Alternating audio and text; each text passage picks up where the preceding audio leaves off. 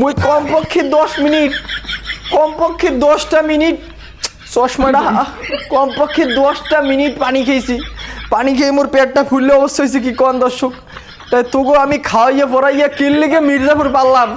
তোকে কইছি তোরা খালি আমার ক্যামেরাটা ধরবি আর আমার ভিডিও করবি আর আমার খালি একটু দেয়া শুনে করে লইয়া যাবি, বাকি কাজটা আমি করবো। আমি ওই অসহায় মানুষের পাশে দাঁড়াবো, সব কিছু আমি দেখবো। তোরা আমার এই একবার একটু লাইফ জ্যাকেটটা পরা, আবার খোলো, আবার পরা, আবার খোলো। আমি যদি আজকে মরে যাইতাম তোকে কিডা খাওয়াইতে তোকে কিডা এই ভাড়া দিয়ে আনতে, তোরাদের ট্যুর দিতে আইসোস। আমি মানুষের পাশে দাঁড়াইতেছি, অসহায় মানুষের পাশে আমি দাঁড়াইতেছি, তোরা আইসো ট্যুর দিতে। দর্শক এই বিষয়টা আপনারা করবেন, আপনাদের কাছে আমি দিয়ে দিলাম।